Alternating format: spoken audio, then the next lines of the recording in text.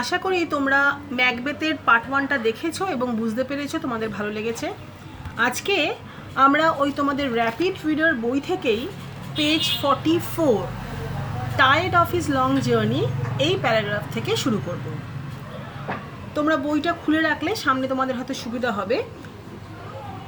Tired of his long journey the king went early to bed. আমি আগের পার্টে যেরকম করেছিলাম এখানেও I will use a bilingual method, English এবং বাংলায় দুটোইতেই বলার চেষ্টা করব, so that everybody can understand. Tired of his long journey, the king went early to bed. So we are talking about Inverness. Duncan and his men, they all went to Inverness. Inverness টা হচ্ছে ম্যাকবেথের castle. Macbeth যুদ্ধে জয় করে আসার পরে, স্কটল্যান্ডের মুখ উজ্জ্বল করার পরে, স্কটল্যান্ডের রাজা ডাঙ্কেন প্রচণ্ড খুশি হন এবং সেই খুশিতে উনি ম্যাকবেথের বাড়িতে তাকে অনার দেওয়ার জন্যে ম্যাকবেথের বাড়ি, সে ম্যাকবেথের যে ক্যাসেল বা দুর্গ সেটার নাম ছিল ইনভারনেস, সেখানে তিনি যান। এবং সেখানে যাওয়ার পরে সারাদিন যখন যাওয়ার পরে tired of his long journey, মানে খুব ক্লান্ত হয়েছিলেন, একটা লম্বা জার্নি উনি করে গেছিলেন, তাই জন্যে সেদিন রাত্রে কিং ডাঙ্কেন খুব তাড়াতাড়ি বিছানায় চলে গেছিলেন। এবার আমরা যেই সময়টা দেখছি, Duncan is asleep. Practically everybody is asleep because it was the middle of the night. At this time, now over half the world's nature seemed dead and wicked dreams abuse sleeping men's minds, and none but the wolf or the murderer is out for hunt. এই লাইনটার মানে, এখন পৃথিবীর অর্ধেকের বেশি মানুষ, over half, অর্ধেকের বেশি মানুষ বা প্রাকৃতিক জীব তারা কিন্তু মৃত অবস্থায় আছে, তার কারণ তারা ঘুমিয়ে আছে। এবং এই সময় মানুষের মন বা মস্তিষ্ক যেই সময় বেশ কিছু উইকেড ড্রিমস দ্বারা নিপীড়িত, সেই সময় এই সময়টাতে শুধুমাত্র ক্ষুধার্ত চিতা বা কোনো হত্যাকারী তারাই শুধু শিকারে বেরিয়েছে।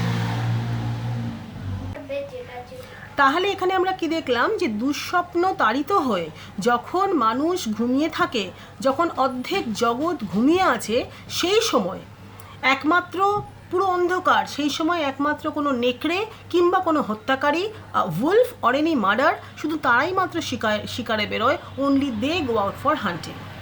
ঠিক এরকমই একটা সময় লেডি ম্যাকবেথকে জাগিয়ে দিল যাতে কিং ডাঙ্কেনের মার্ডারটাকে প্লট করা যায়, ফাইনাল শেপ দেওয়া যায়। আসলে লেডি ম্যাকবেথকে মনে করিয়ে দিয়েছিল ডাঙ্কেনের মার্ডারের ব্যাপারটা বাই রিংইং আ বেল, একটি বেল বাজিয়ে, যেটাকে সিম্বলিক্যালি আমরা ডাঙ্কেনের ডেথ নেল বলি বা ডেথ বেল বলি। Anyway, she would not have undertaken a deed so abhorrent, deed মানে কাজ, সো অ্যাবহরেন্ট মানে হেটফুল অর ঘৃণ্য to her sex, because she is a female, and she was well aware of her husband's nature that was too full of the milk of human kindness. এখানটা কি বলছে, lady Macbeth যেটা মহিলারা সাধারণত করেন না, তাদের সেক্স, মহিলাদের যে একটা ফেমিনাইন ক্যারেক্টারিস্টিক্স, তাতে আমরা তাদেরকে খুব দয়াশীল হিসেবেই জানি, কিন্তু এখানে তার সেক্সের বিরুদ্ধে গিয়ে, যেটা একজন মহিলার পক্ষে খুব ঘৃণ্য কাজ, কিন্তু তা সত্ত্বেও সে ঠিক করলো সেই এই কাজটা নেবে, সেই এই কাজটা করবে, মানে ডাঙ্কেনের হত্যাটা। কেন? কারণ সে খুব ভালো করে জানে, শি ওয়াজ ওয়েল অ্যাওয়্যার, সে খুব ভালো করে জানে অফ আর হাজব্যান্ডস নেচার, তার স্বামীর নেচার, তার স্বামীর প্রকৃতি সে খুব ভালো করে জানে। ও মনে করে যে ওর স্বামী বা Macbeth was too full of the milk of human kindness. Milk of human কাইন্ডনেসটা অরিজিনাল শেক্সপিয়ারের টেক্সটের প্লের মধ্যেও ছিল। মিল্ক অফ হিউম্যান কাইন্ডনেস বলতে মানবিক গুণ, তার মধ্যে যে দয়া, মায়া, sympathy for others. So Macbeth was too full of the milk of human kindness, milk of human kindness, মানবিক গুণে সে ভর্তি। অতএব ম্যাকবেথের মধ্যে এত বেশি মানবিক গুণ রয়েছে যে he will not be able to execute a contrived murder. Contrived মানে ডিভাইসড আর ইনভেন্টেড কোনো মার্ডার, যেটা ষড়যন্ত্র করে তারা ঠিক করেছিল, এটাকে ক্যারি আউট, এক্সিকিউট মানে ক্যারি আউট করা, কাজটাকে সম্পন্ন করা, সেটা সম্পন্ন করার মতন কিন্তু মানসিকতা ম্যাকবেথের নেই। লেডি ম্যাকবেথের এটাই মনে হয়েছিল, অতএব কোনো মার্ডার করার মধ্যে যদি দৃঢ়তা লাগে সেটা সে করতে পারবে না, কারণ তার মধ্যে মানবিক গুণ, দয়া, মায়া এগুলো বড্ড বেশি ম্যাকবেথের মধ্যে। সেই জন্যে লেডি ম্যাকবেথ এই কাজটা নিজের ওপরে তুলে নেয়, নিজেই করবে বলে ঠিক করে। She knew that her husband was ambitious. সে জানতো যে তার হাজব্যান্ড খুব ambitious, but he was not prepared for the height of crime which commonly accompanies inordinate ambition. Inordinate মানে অতিশয়, অপরিমিত, অনেক বেশি উচ্চাকাঙ্ক্ষা।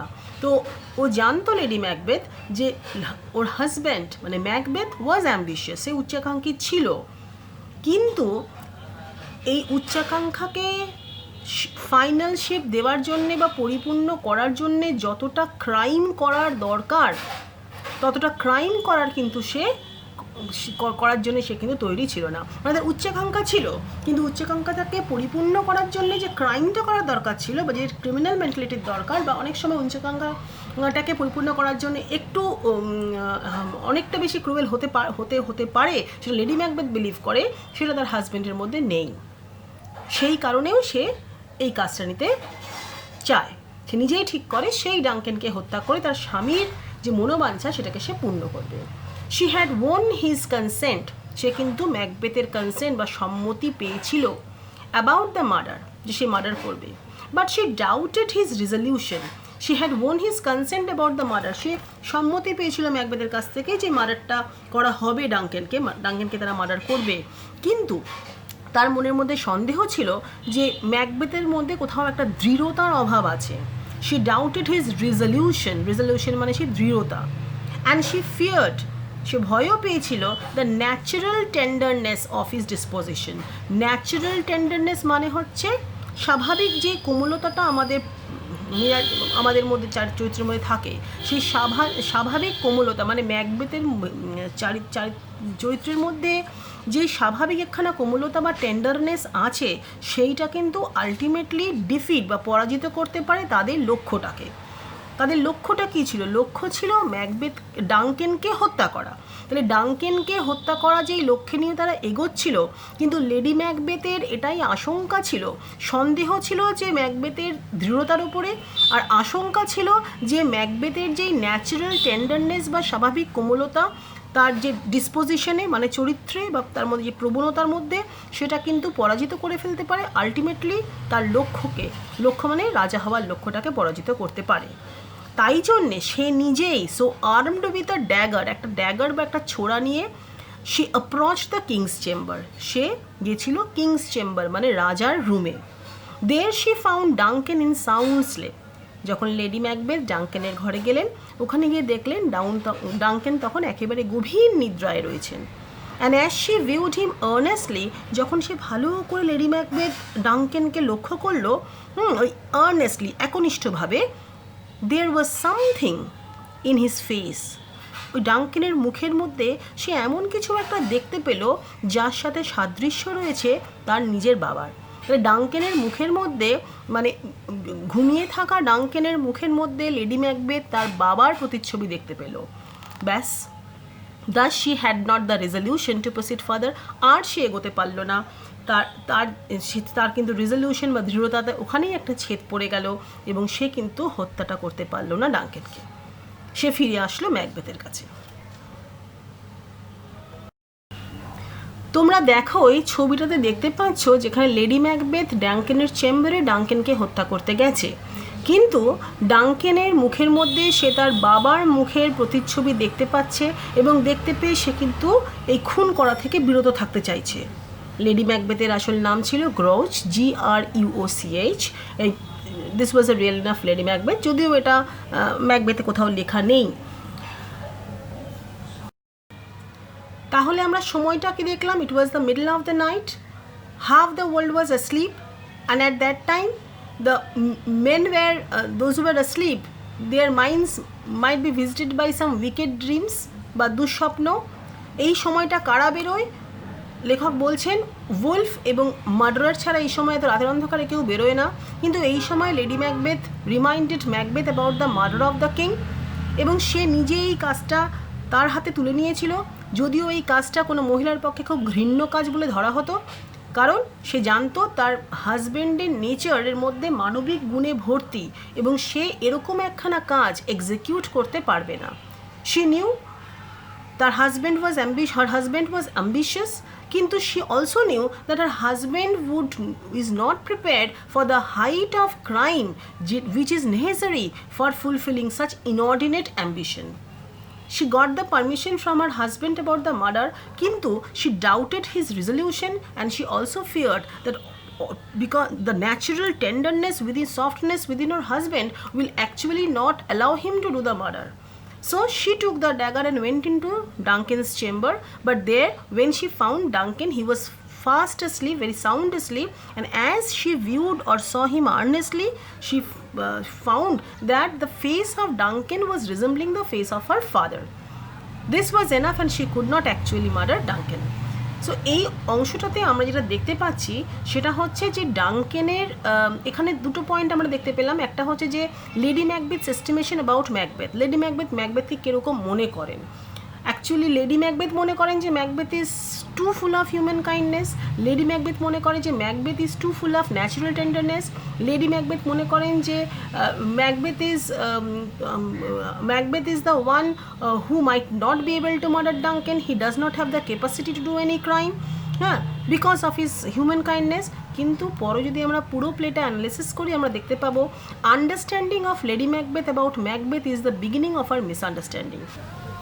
ডাঙ্কেনকে হত্যা করতে না পেরে লেডি ম্যাকবেথ ফিরে আসে ম্যাকবেথের কাছে টু কনফার উইথ হিম। কনফার মানে পরামর্শ করা বা কনফারেন্স করা বা কনভারসেশন করা। এবং তখন ম্যাকবেথের অ্যাকচুয়ালি ম্যাকবেথ কিন্তু অনেকগুলো রিজনস ম্যাকবেথের মনে হয়েছিল যেগুলো ডাঙ্কেনকে হত্যা করার পরিপন্থী। ম্যাকবেথ কী রিজনস বা কী কারণ ম্যাকবেথের মনে হয়েছিল যার জন্য ডাঙ্কেনকে হত্যা করা যায় না? ম্যাকবেথ এক তো ম্যাকবেথ প্রজা। এবার লাইনটা খেয়াল করো, আমরা 45 নম্বর পাতায় আছি। Macbeth was not only a subject but also a close relative to Duncan. শুধু সে যে প্রজা ছিল ডাঙ্কেনের তা তো নয়, সে ছিল ডাঙ্কেনের ক্লোজ রিলেটিভ। তাহলে একজন নিকটাত্মীয় হয়ে সে হত্যা করবে? তাহলে এইটা একটা কারণ ছিল যে কেন ডাঙ্কেনকে হত্যা করা যায় না। বিসাইডস, এছাড়া he had been a host to the king. Host, সে কিন্তু গৃহস্বামী ছিল। গেস্ট ছিল ডাঙ্কেন আর ম্যাকবেথ ছিল হোস্ট। অতএব একজন গৃহস্বামী বা হোস্টের কাজ কি? হোস্টের ডিউটি বা কর্তব্য বা দায়িত্ব হচ্ছে তার যে অতিথি বা গেস্ট তাকে রক্ষা করা এবং সে নিজেই ছোড়া হাতে করে তার ভক্ষক হওয়া না, তার রক্ষক হওয়া। এটা হচ্ছে একজন হোস্টের কাজ। ওই জন্য দেখো কী কারণ ম্যাকবেথ দিল ডাঙ্কেনকে হত্যা না করার জন্যে। একটা কারণ দিল হচ্ছে যে সে ক্লোজ রিলেটিভ টু ডাঙ্কেন, আমি আন্ডারলাইন করলাম দেখো, close relative to Duncan. Second কারণ দিচ্ছে হোস্ট টু দ্য কিং, সে হচ্ছে ডাঙ্কেনের গৃহস্বামী বা হোস্ট। আর হোস্টের ডিউটি কি? To protect the king from the threat of the murderers and not to bear the dagger himself.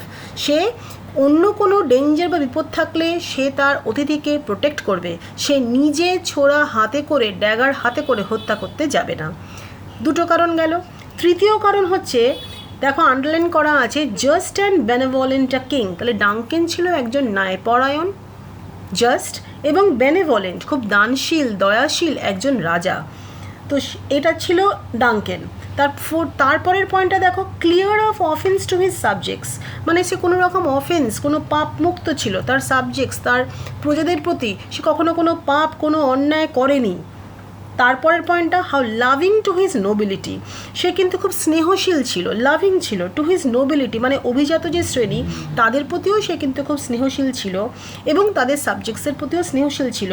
ওই জন্যে ওর যারা প্রজা, কমন প্রজা, যদি ডাঙ্কেনের মার্ডার হয় তাহলে তারা কিন্তু দ্বিগুণ উৎসাহে তারা কিন্তু অ্যাভেঞ্জ করবে, মানে তারা কিন্তু দুঃখে রাগে এবং তারা কিন্তু অ্যাভেঞ্জ বা রিভেঞ্জ নেবে, প্রতিশোধ নেবে এই রাজার মৃত্যুর।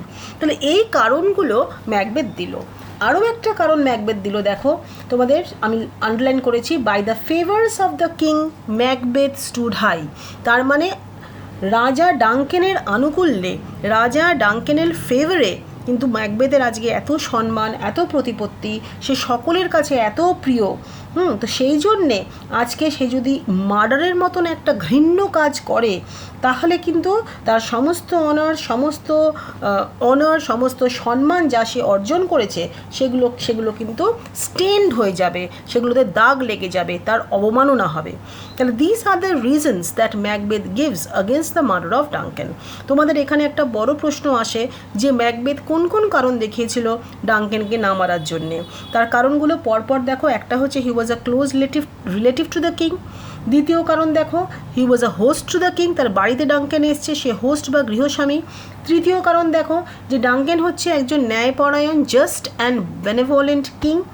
চতুর্থ কারণ দেখো, সে প্রজাদের প্রতি কোনো অন্যায় করেনি, he was clear of offence to his subjects. পঞ্চম কারণ দেখো, he was loving to his nobility, অভিজাত সম্প্রদায়ের ক্ষেত্রে সে খুব স্নেহশীল ছিল।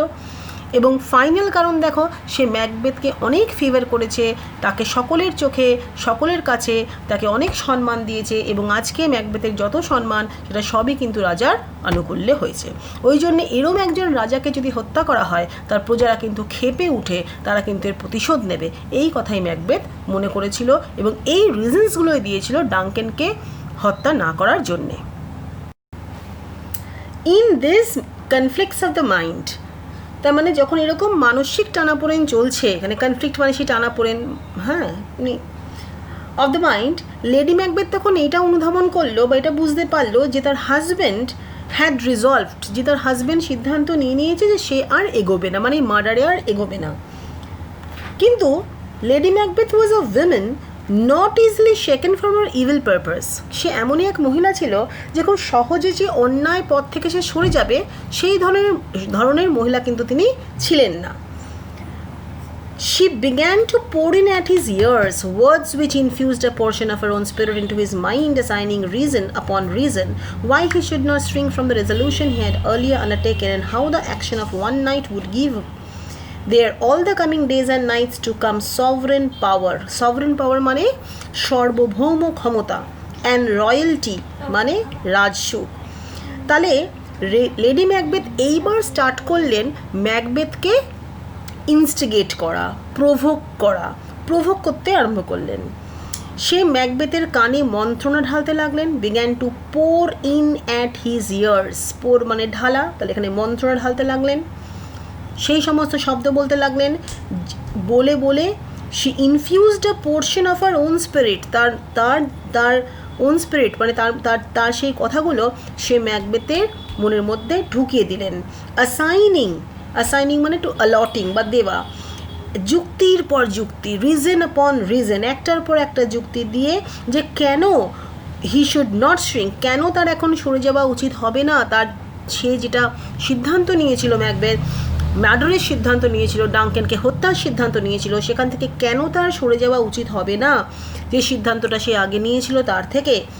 এবং একটা রাতের একটা কাজ, একটা রাতের একটা হত্যা, একটা কাজ, সেটা তাদের আগামী দিনগুলোকে এবং আগামী রাতগুলোকে সুন্দর বানাতে পারে, উজ্জ্বল বানাতে পারে, এবং তাদেরকে দিতে পারে সার্বভৌম ক্ষমতা এবং রাজসুখ, রয়্যালটি। তাহলে রয়্যালটি তারা পেতে পারে, তারা সভরেন পাওয়ার পেতে পারে, তাদের coming days and nights can be very powerful, very pleasant, যদি আজকে রাতে ম্যাকবেথ তার আগে নেওয়া সিদ্ধান্ত থেকে সরে না যায়। তাহলে দেখো এখানে কিন্তু রয়েছে একখানা সিচুয়েশনাল আয়রনি। যখন লেডি ম্যাকবেথ মনে করছে বা ম্যাকবেথকে বোঝানোর চেষ্টা করছে যে তারা যদি আজকে রাতে ডাঙ্কেনকে হত্যা করে, তাহলে তাদের আগামী প্রত্যেকটা দিন এবং রাত তাদের সুন্দর হয়ে উঠবে, কিন্তু সিচুয়েশনাল আয়রনি হচ্ছে এটা যে ঠিক তার উল্টোটা ঘটবে। আজকে রাতে ডাঙ্কেনকে মার্ডার করার পরে এরপর থেকে না লেডি ম্যাকবেথ ঘুমাতে পারবে না ম্যাকবেথ ঘুমাতে পারবে, তাদের না দিনটা সুন্দর থাকবে না রাতটা সুন্দর থাকবে, তাদের মনের শান্তি সম্পূর্ণভাবে মারা যাবে, মানে শান্তির অ্যাকচুয়ালি মনে যে পিস বা শান্তি তার হত্যা হবে, এবং তাদের স্লিপ, ঘুম, নিদ্রা, শান্তি, প্রশান্তি এগুলো সব হত্যা হবে। দেখো এই ছবিতে আমরা দেখতে পাচ্ছি যেখানে লেডি ম্যাকবেথকে ইনস্টিগেট করছে, নানা রকম কথা বলছে এবং তাকে উত্তেজিত করছে, তাকে প্রলোভন দেখাচ্ছে যাতে ম্যাকবেথ ডাঙ্কেনকে হত্যা করতে উদ্যত হয়। She even accused him of cowardice. ম্যাকবেথকে সে কিন্তু এরমভাবেও টন্ট করেছিল, কাওয়ার্ডাইজ মানে তার কাপুরুষতা, এবং ফিকেলনেস তার অস্থিরতা, মানসিক স্থিরতার অভাব, এই দুটোই তাকে টন্ট করে বলেছিল। কারণ এইটা কিন্তু ম্যাকবেথ আর সহ্য করতে পারেনি। Macbeth was a very brave general, অতএব তাকে যদি কেউ বলে he was a coward, he is fearing to kill Duncan, he is actually a coward, this was too much for Macbeth to bear.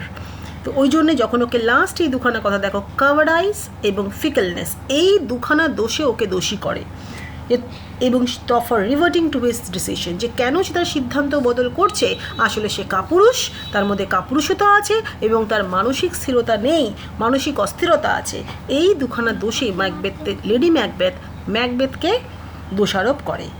She also told him how practical it would be to lay the guilt of the deed on the drunken grooms, এবং সে আরও এইখানে এই কথা বলে যে এটা তো খুব প্র্যাকটিক্যাল হবে, খুব সহজেই আমরা এই দোষটা ওখানে, এই গিল্ট বা এই দোষটাকে, এই কাজের যে ডাঙ্কেনের হত্যার যে দোষটা, সেটা কিন্তু আমরা চাপিয়ে দিতে পারবো ওর গ্রুমস বা ওর কর্মচারী, ওই যে গার্ডস ছিল, দুজন গার্ডস, গ্রুমস, ওদেরকে চেম্বারলেন্স বলা হতো বা গার্ডস, ঠিক আছে, সেই দুজন কর্মচারী বা গ্রুমস, তাদের ড্রাঙ্কেন, তারা তো প্রচুর ড্রিঙ্ক করেছিল, যেটা লেডি ম্যাকবেথই সাপ্লাই করেছিল, তো তারা প্রচুর ড্রিঙ্ক করে ঘুমোচ্ছে, তো তাদের উপরে আমরা দোষটা খুব সহজেই চাপিয়ে দিতে পারবো, কারণ তারাই কিং ডাঙ্কেনের চেম্বারে শুয়ে আছে। লেডি ম্যাকবেথ যেভাবে ম্যাকবেথকে প্রলোভন দেখিয়েছে বা ইনস্টিগেট বা প্রভোগ করেছে, উত্তেজিত করেছে এবং এই কাজটা করার পথে এগিয়ে নিয়ে গেছে, এখানে তার কিছু চিত্র নেট থেকে নেওয়া, সেগুলো আমি তুলে ধরলাম। এখানে বিভিন্নভাবে আমরা চিত্র দেখতে পাচ্ছি যে এখানে লেডি ম্যাকবেথকে ইনস্টিগেট করার চেষ্টা করছে বিভিন্ন কথা বলে। অরিজিনাল নাটকে কিন্তু এই ম্যাকবেথকে ইনস্টিগেট করার কাজটা লেডি ম্যাকবেথ এই মার্ডারের রাতের আগেই করেছিল। মার্ডারের রাতে কিন্তু এটা হয়নি, মানে সেদিন মার্ডারের রাতে লেডি ম্যাকবেথ গিয়ে তার বাবার মুখের সাদৃশ্য ডাঙ্কেনের মধ্যে পেয়ে সে ফিরে এসেছিল এবং তারপরে ম্যাকবেথ সেই হত্যাটা করতে যায়। তো ঘটনাটা যদিও আগেই ঘটেছিল, এইটা নয় যে মাঝরাতে সে ইনস্টিগেট করার চেষ্টা করছে ম্যাকবেথকে। যাই হোক, এখানে একটু অন্য সিকোয়েন্সে দেওয়া আছে, আমরা এটাই পরীক্ষার জন্য করব, কিন্তু আমি তোমাদের অরিজিনালটা একটু বলে রাখলাম। আর এনিওয়ে, তো যাই হোক, লেডি ম্যাকবেথের কথায় তখন সে তার আবার মনোবল ফিরে পেল এবং ম্যাকবেথ ড্যাগারটা তার হাত থেকে সে নিজের হাতে নিয়ে নিল, and softly stole in the dark to the room where Duncan slept. Softly মানে সাইলেন্টলি, সিক্রেটলি, হ্যাঁ, স্টিললি, চোরের মতন খুব মানে প্রচণ্ড আস্তে আস্তে সে কিন্তু সেই রুম, মানে সেই অন্ধকারের মধ্যে সে গেল, সেই চেম্বার বা সেই রুম যেখানে ডাঙ্কেন শায়িত। As he advanced was the bed chamber, যখন সে ডাঙ্কেনের ঘরের দিকে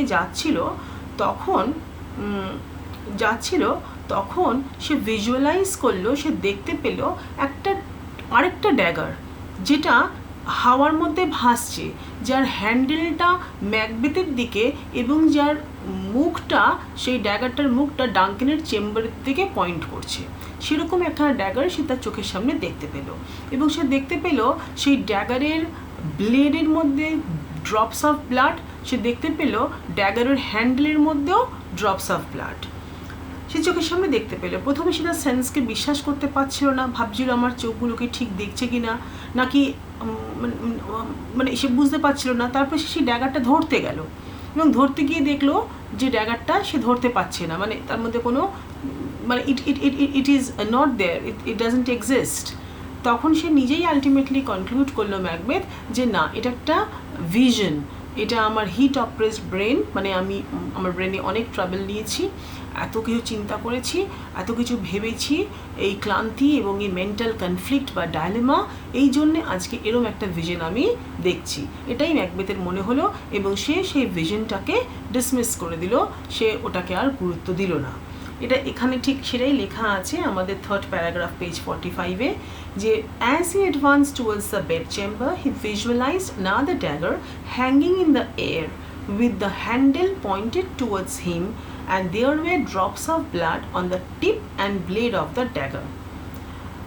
Tip and blade and tip আর হ্যান্ডেলেও ছিল, এখানে মনে হয় দেওয়ানি হ্যান্ডেলটা। Macbeth tried to grasp the dagger, so he tried to grasp it, he tried to hold it, but it faded into the air, but it wasn't there, so it was a vision, it was a vision, so it faded into the air. It was only a phantasm, ওটা একটা phantasm ছিল, একটা vision ছিল।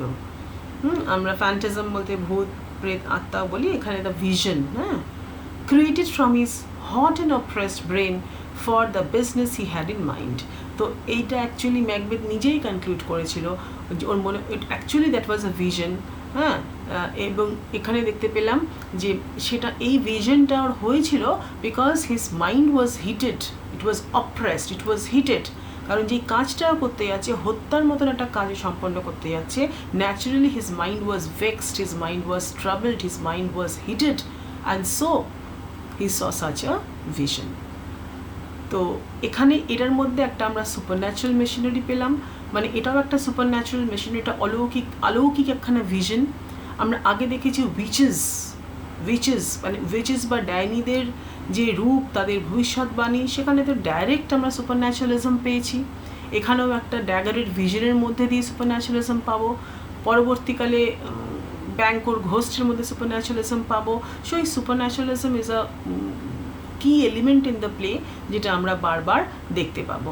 এবং dagger সিনটা খুব important, কিরম ড্যাগারও দেখেছে, হ্যাঁ, সেইখানটা থেকেও প্রশ্ন আসতে পারে। So it was a vision that E saw, and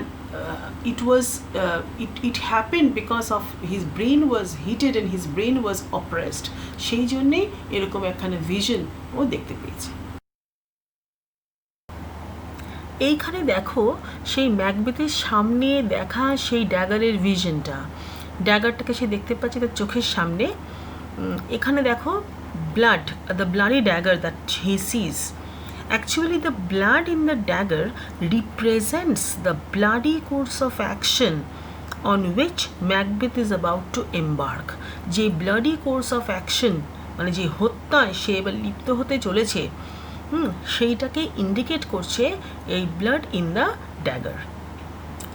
আশা করি তোমরা বুঝতে পেরেছ। আজকের লেসন আমাদের এইখানেই আমি শেষ করছি। পরবর্তী লেসন আবার তোমরা পরের অংশটা আমি পরের লেসনে পড়াচ্ছি।